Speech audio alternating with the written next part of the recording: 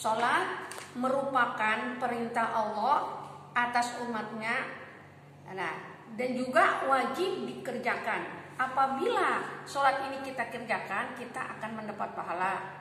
Dan apabila kita tinggalkan atau kita tidak kerjakan, kita akan mendapat dosa.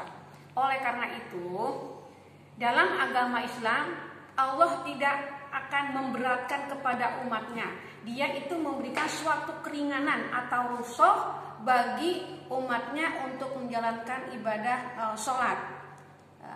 Maka oleh karena itu, beberapa minggu yang lalu anak-anak sudah meringkas atau mencatat tentang sholat jamak dan qashar. Nah, sekarang guru akan menjelaskan apa yang disebut dengan sholat jamak dan apa juga yang disebut qashar. Jamak itu artinya menggabungkan dua sholat fardu dalam satu waktu. Akan saya ulang kembali. Sholat jamak artinya menggabungkan dua sholat fardu dalam satu waktu.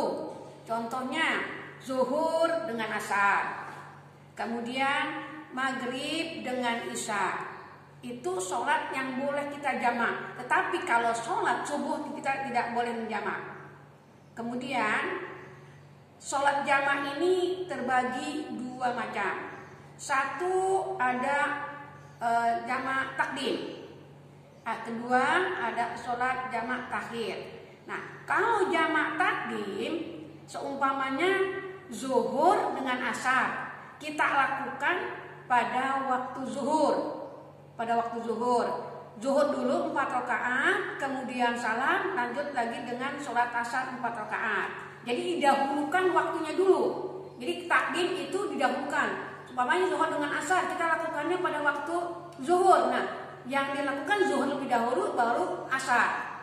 Kalau jamak takdim diakhiri. Umpamanya zuhur dengan asar dilakukan pada waktu asar.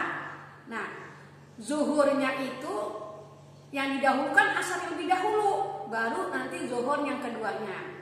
Itu antara jamak takdim dan jamak takhir. Nah, jadi sholat yang boleh dijamak zuhur dengan asar, maghrib dengan isya. Selain itu tidak bisa dijamak. Yang tidak boleh dijamak adalah sholat subuh. Untuk mengenai rakaatnya, jamak ini tetap 4 rakaat. Seumpamanya zuhur 4 rakaat. Nah, nanti asar juga 4 rakaat, jadi 8 rakaat kita gabungkan dalam satu waktu. Itu namanya kita menjamak. Nah, sebelum itu mari kita lanjutkan dengan tata cara. Bagaimana sih cara melaksanakan sholat jamak itu? Sebetulnya caranya sholat itu sama, mau dijamak, mau sholatnya zuhur, sama aja. Cuman hanya beda waktunya. Kalau jamak takdim itu zuhur dulu, baru asar. Jamak takhir asar lebih dahulu, baru kita zuhur. Kemudian caranya yang pertama, cara melakukan sholat jamak. Di situ kalau nanti ada di buku salam di halaman 113 itu ada tata cara sholat jamak. Di sini yang pertama jamak takdim sholat zuhur dan asar seumpamanya. Yang pertama kita niat dulu. Kita sudah siap semuanya. Kita berdiri menghadap kiblat, kemudian kita niat.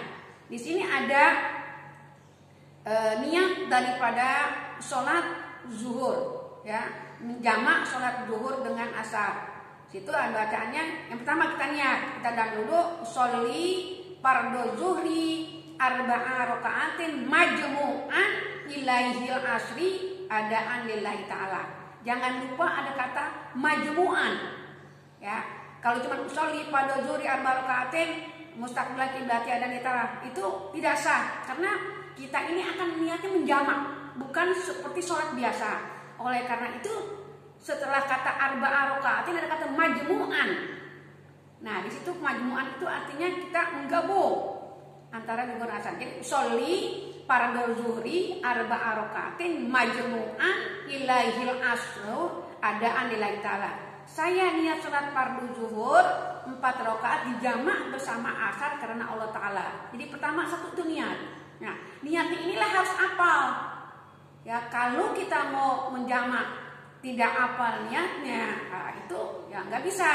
Karena itu beda niatnya dengan sholat-sholat yang seperti biasa. Sekarang ada kata majmu'annya.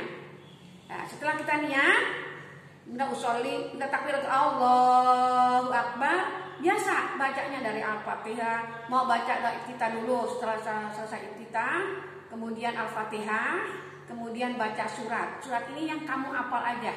Ya. Nah, kemudian sama. Selesai baca surat, Allahu Akbar, kemudian ruku, baca subhanallah seperti biasa, cuman hanya beda niatnya aja.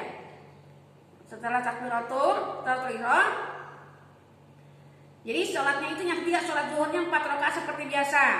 Jadi ada ruku, ada tumaknina, ada sujud, itu seperti biasa. Nah, itu yang ketiganya. Kemudian setelah selesai dalam 4 rakaat kita salam. Jadi salam pertama setelah salam ke kiri, ke kanan, langsung ke kiri. Jangan diselingi dengan pembicaraan, ya, jangan diselingi dengan pembicaraan. Kita langsung lagi.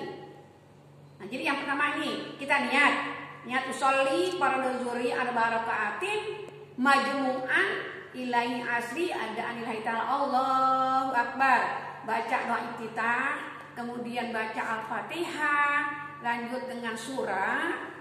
Setelah itu ada ruku, ada sujud, pokoknya sebanyak 4 rakaat. Selesai salam, kita langsung diri lagi. Diri, jangan ngobrol dulu sama teman, ngomong ini nggak bisa. Jadi langsung salam, langsung kita diri lagi, niat lagi. Tadi niat sholat zuhur, sekarang niat sholat asarnya. Usalli fardhu asri 4 rakaatin majmu'an ila zuhri. Ila zuhri ada anillahi ta'ala. Nah, itu yang sholat asarnya. Kita setelah selesai 4 rakaat seperti biasa. Habis usolli fardhu asri 4 rakaatin majmu'an ila zuhri ada anillahi Allahu Akbar, baca lagi doa iftitah, kemudian baca lagi Al-Fatihah, kemudian baca lagi surah, kita ruku kemana sampai 4 rakaat, salam, berarti itu sholatnya kita itu udah hampir selesai, ya. Sama, jadi mau sholat zuhurnya juga asar itu sama, seperti kita sholat biasa, cuma hanya niatnya aja, ada majmu'annya. Jadi usolli fardhu zuhri 4 rakaatin mustaqbil qiblati, usolli fardhu zuhri 4 rakaatin majmu'an ilaihi asri ada anillahi ta'ala. Udah selesai, niat lagi. Yang kedua usolli fardhu asri 4 rakaatin majmu'an ila zuhri ada anillahi ta'ala.